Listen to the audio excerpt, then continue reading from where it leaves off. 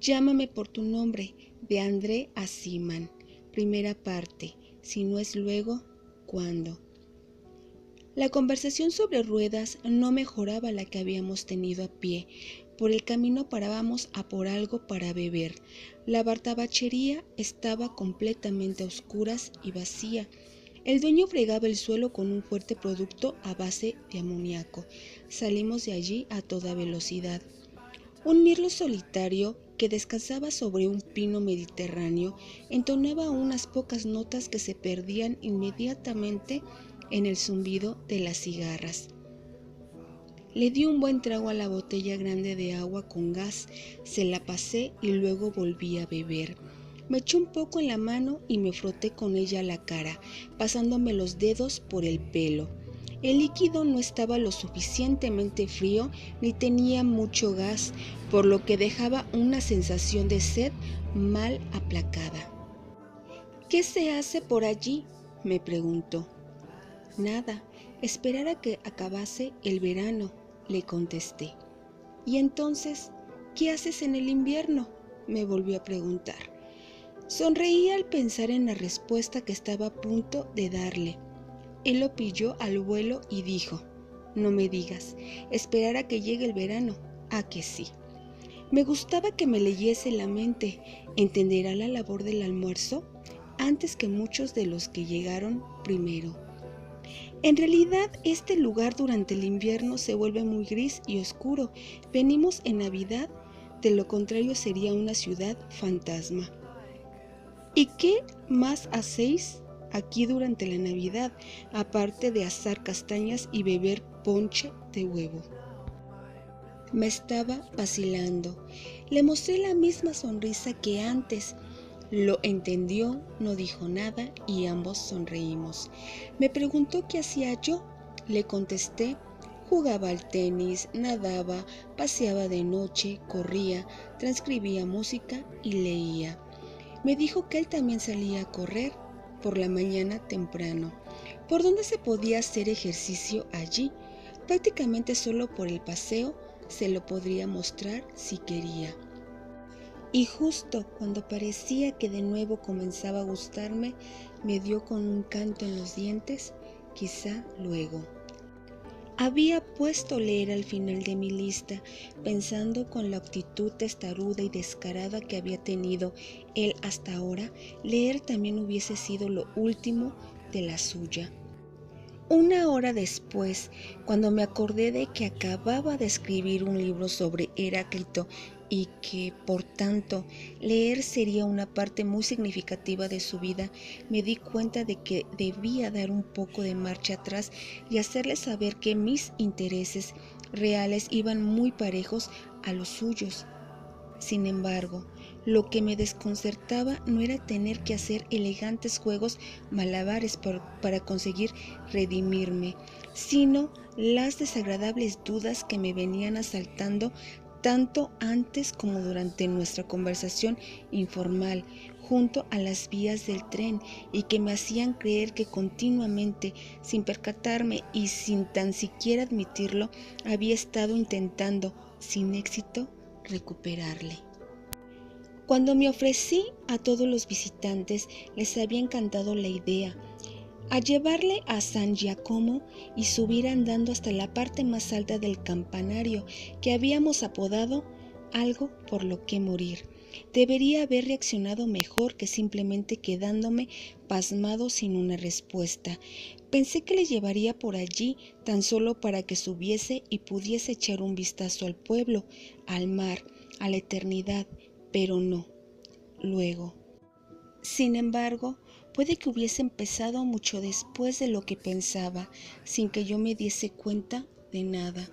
Miras a alguien, pero en realidad no ves a la persona, está entre bastidores, o te percatas de su presencia, pero no conectas, no pillas nada, y antes incluso de percibir su estampa o alguna extraña perturbación, se te han pasado las 6 semanas que tenías, y en ese momento o ya se ha marchado o está a punto de hacerlo, y entonces te encuentras peleando para poder asimilar algo, que sin tú saberlo se ha estado gestando ante tus narices y que muestra todos los síntomas de lo que comúnmente se denominaría yo quiero. ¿Cómo pude no notarlo?, os preguntaréis. Reconozco el deseo cuando lo veo y sin embargo esta vez se me pasó por completo.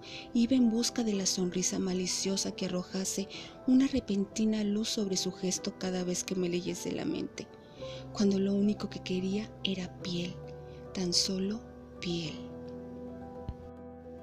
Durante la cena de su tercer día allí, me dio la sensación de que me estaba mirando fijamente, mientras yo exponía las 7 palabras de Cristo en la cruz de Haydn, que llevaba tiempo transcribiendo.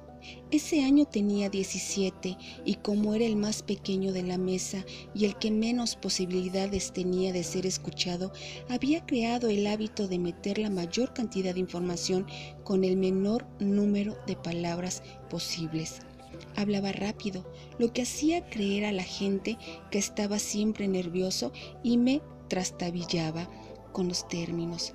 Cuando terminé de presenciar mi transcripción, me percaté de una intensa mirada que me llegaba por la izquierda.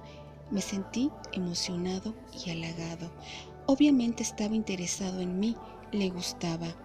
No había sido tan complicado al final, pero cuando por fin después de mi turno me giré para examinarle y ver su mirada, descubrí un semblante frío y helador, algo a la vez hostil y vitrificante que rozaba la crueldad. Me desarmó por completo. ¿Qué había hecho yo para merecer tal cosa? Quería que volviese a ser amable conmigo, que se riese como había hecho tan solo unos pocos días antes en las vías del tren abandonadas, o cuando aquella tarde le expliqué que B era el único pueblo de la Italia donde la corriera la línea regional del autobús que llevaba a Cristo. Pasaba de largo sin parar nunca. Se rió de inmediato al entender la referencia velada al libro de Carlo Levi. Me gustaba cómo nuestras mentes parecían trabajar de forma paralela y de manera instantánea. Inferíamos los juegos de palabras del otro, pero al final siempre nos conteníamos. Iba a ser un vecino difícil. Será mejor que me mantenga alejado de él, rumié, y pensar que casi me enamoro de la piel de sus manos, de su pecho, de sus pies que nunca habían pisado tierra áspera en su vida, y de sus ojos que cuando te dedicaban la otra mirada, la del semblante dulce, te portaban al milagro de la resurrección. Nunca era demasiado tiempo el que pasabas mirándolos, sino que necesitabas seguir al tanto para averiguar por qué no podías evitarlo. Debía haberle lanzado una mirada igual de aviesa. Durante 2 días nuestras conversaciones se interrumpían de forma repentina. En el largo balcón común a las habitaciones de ambos nos evitábamos por completo, tan solo unos improvisados hola, buenos días, hace bueno, palique superficial. Entonces, sin ninguna explicación, retomamos las cosas. Que si quería ir a correr esa mañana. No, la verdad es que no. Bueno, entonces a nadar. Hoy el dolor, las esperanzas, la excitación de lo novedoso, la promesa de tanta dicha rondando las puntas de los dedos, el comportarme torpemente con la gente a la que podía llegar a malinterpretar, pero que no quería perder y por lo tanto debía hacer constantes conjeturas, el ingenio desesperado que le brindo a todo el mundo que quiero y que deseo me quiera, las separaciones que intercalo entre el mundo y yo que no son solo una, sino una serie de capas de puertas deslizables de papel de arroz, el impulso por codificar y descodificar lo que ni siquiera estuvo jamás en código. Todo esto comenzó en el verano en que Oliver llegó a nuestra casa.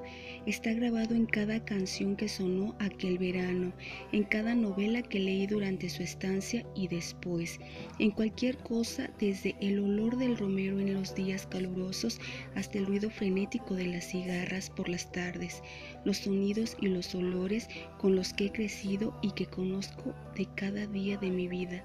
De repente se volvieron en mi contra y adquirieron un cariz tintado por lo ocurrido aquel verano.